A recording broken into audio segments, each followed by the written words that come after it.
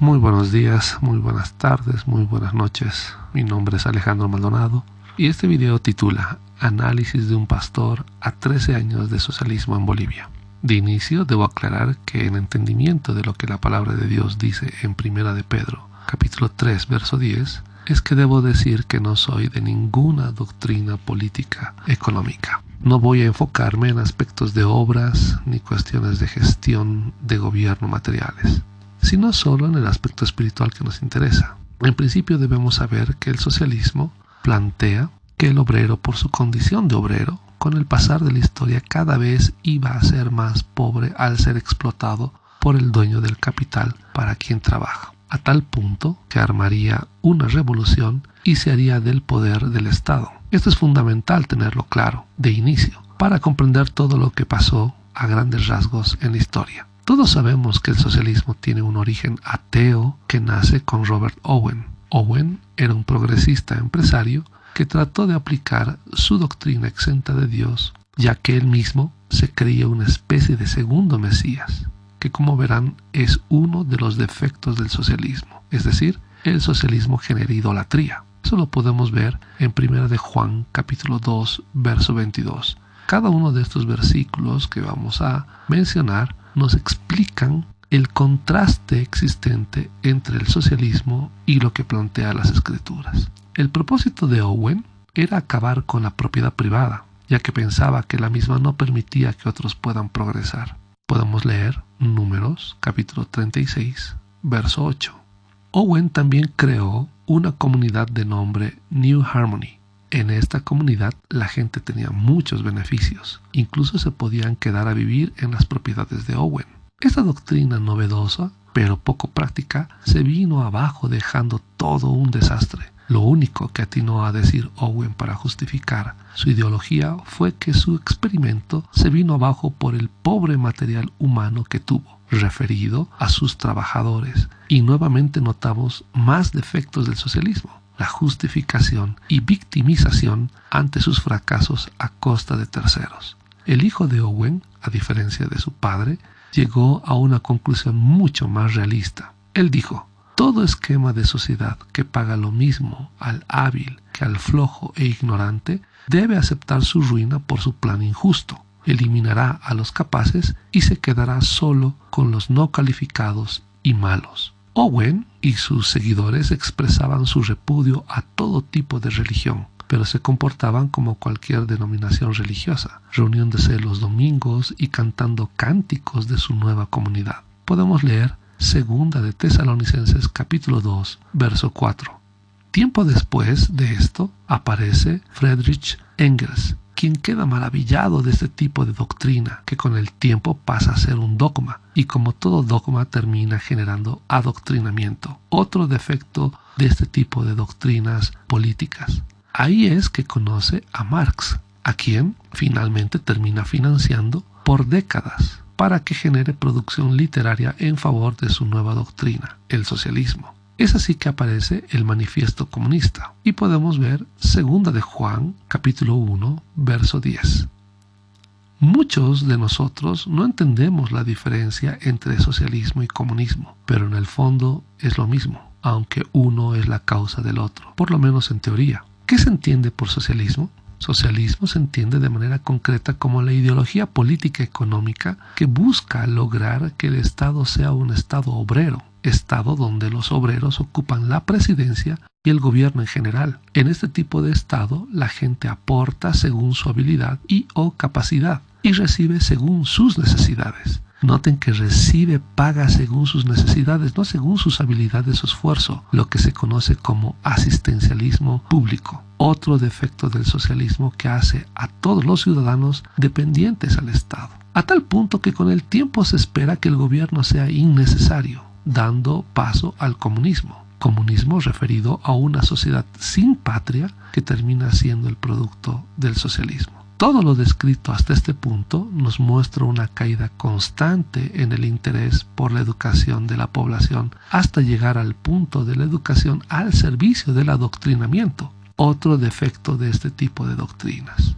Y en esta parte es donde también viene insertada toda la ideología de género, es decir, borrar todo criterio que identifique al ser humano como hombre o mujer para dar paso a lo LGBTIQ y posteriormente dar paso también al financiamiento del Estado para cirugías a quienes quieran cambiar de sexo o recibir tratamiento hormonal para cambiar de sexo. En este punto también entra el feminismo, y cuando hablamos de feminismo hablamos de aborto financiado por el Estado, promoción de pastillas abortivas a adolescentes, entre otras cosas. Este aspecto preocupa ya que bajo este dogma, al no haber patria a la que la sociedad pertenezca, la pregunta que nos viene a la mente es: ¿de dónde seremos? ¿Qué identidad tendremos? ¿Quién nos gobernaría o bajo qué criterio nos gobernaríamos a nosotros mismos? La respuesta es simple: sería la sociedad del caos y del desenfreno, ya que al no haber una base moral, cada quien se manejaría de acuerdo a lo que sea bueno o malo para uno. Y al ser una humanidad caída en pecado,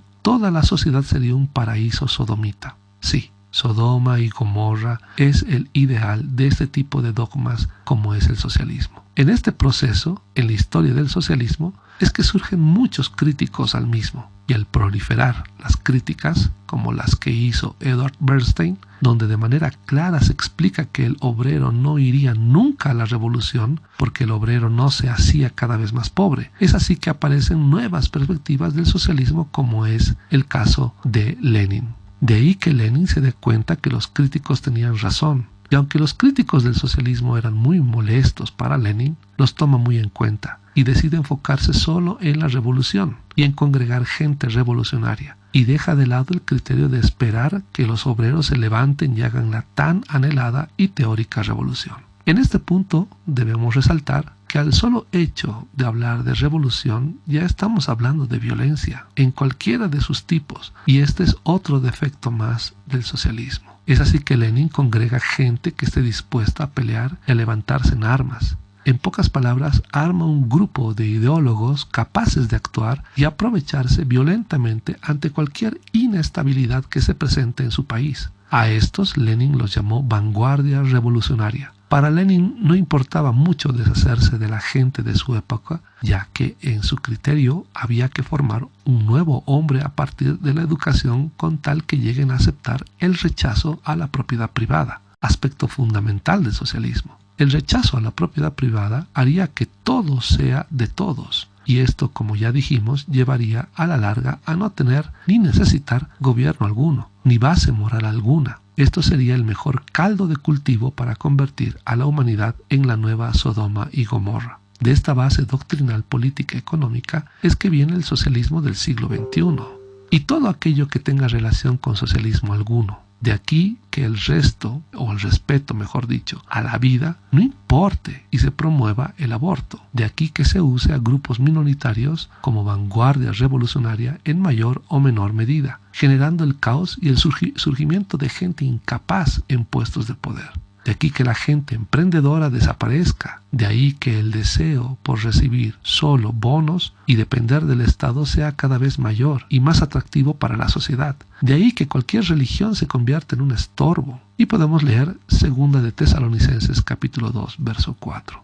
Quien se diga cristiano o de cualquier fe y a la vez socialista, o solo usa una artimaña, o es la muestra más patente de ignorancia, ya que nadie puede ser parte de un dogma como el socialismo, al que le estorba cualquier fe. A lo largo de este tiempo han surgido doctrinas como la teología de la liberación, que trata de casar el cristianismo con el socialismo usando frases como Jesús fue el primer socialista, aspecto que no se ve en las escrituras. Y esto en este caso podemos ver Gálatas capítulo 1, verso 8 al 9.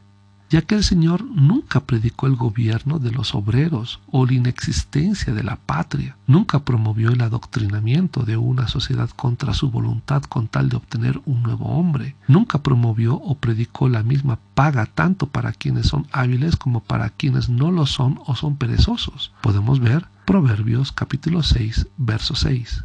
Es más, este tipo de inserción del socialismo en el cristianismo no tiene otro propósito más que la división de la sociedad, ya que se necesitan grupos minoritarios a quienes en apariencia se les tenga que defender sus derechos, y bajo esta lógica se va generando racismo, además de división, otros 2 defectos más de este tipo de criterios políticos. Con esto ¿Busco promover el capitalismo o la derecha? No. Ya en su momento hablaremos de ella, donde también hay mucho que observar. Lo que digo es que lo justo es justo y se debe respetar. Debemos luchar por predicar a Cristo. Y eso implica toda la base moral que aprendimos de nuestro Señor reflejada en las Escrituras. Se debe respetar la vida, la libertad y la propiedad privada de todos, el esfuerzo y la creatividad, y el derecho a que de manera individual y voluntaria uno pueda ser misericordioso con el necesitado. Lo que digo es que se debe amar al prójimo como uno mismo, que no es lo mismo que promover el socialismo y menos el comunismo, ya que sabemos que quien gobierna, y así lo hará por la eternidad, es Cristo Jesús. Finalmente lo que digo es que no debemos blasfemar contra Dios involucrando nuestra fe con doctrinas políticas económicas como el socialismo. Lamentablemente, muchas iglesias en Bolivia,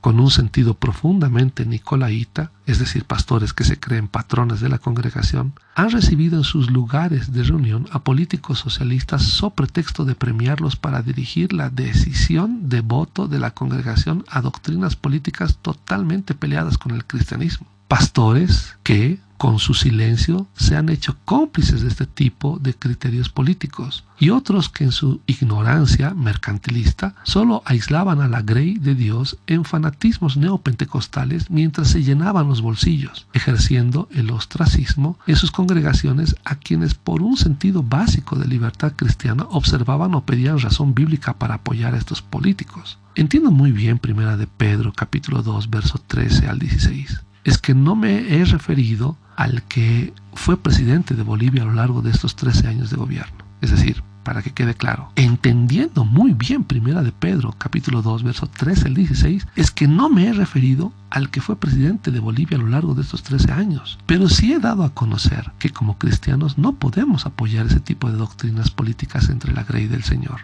Y ahora que ya no es autoridad de este país en el que estoy de paso, es que puedo decir que el gobierno de Evo Morales no fue el mejor desde la perspectiva cristiana. Esto significa que como cristianos, ¿se ha desobedecido a esta autoridad durante su ejercicio de poder? No. Tampoco se ha motivado a la desobediencia. Es más, se ha orado por él. Es así que se recomienda sujetarse a toda autoridad de turno, dispuestos a toda buena obra. Esto para no pecar ante Dios. Pero si alguien que represente esta doctrina política conocida como socialismo del siglo XXI fuera candidato, la recomendación es no votar por él. El pasaje de 1 de Pedro, capítulo 2, verso 13 al 16 que leímos, calza de acuerdo al tipo de definición que la constitución política de cada país tenga para definir quién es el soberano en nuestras naciones y las obligaciones y o privilegios que tiene el mismo. Para entender más de lo que hablo, les invito a ver el programa Autoridades Políticas y Cristianismo en este mismo canal. A tal punto está llegando este tipo de doctrinas políticas dentro del cristianismo que hoy en día se está viendo una proliferación de seminarios bíblicos, licenciaturas en teología y estudios teológicos con matices de ideología de género, donde buscan desacreditar la Biblia como un simple libro de fábulas o de mitología hebrea, donde se busca introducir la nueva teología feminista y con apariencia de labor académica atraer a muchos para que pierdan la fe y solo se vuelvan en hipercríticos no solo de las escrituras, sino de la fe misma.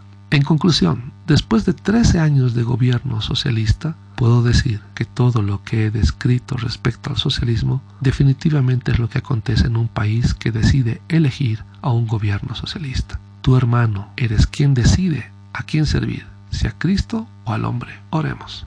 Amado Señor Jesús, amado Papá, te pedimos, Señor, que seas tú guiándonos en sabiduría a cada una de las congregaciones, a cada uno de los hermanos, a cada uno de los pastores que están escuchando este programa. Permite que puedan informarse aún más y permite que la lucha contra cualquier tipo de doctrina contraria a la verdad, Señor, comience con oración, comience con predicación de tu palabra, comience con el deseo de querer ganar almas para tu reino, Señor. Padre bendito, te agradecemos por tu misericordia y por permitir que en el programa del día de hoy podamos tratar este tipo de temáticas. Padre Santo, a ti sea la gloria y la honra por siempre, Señor Jesús. Amén.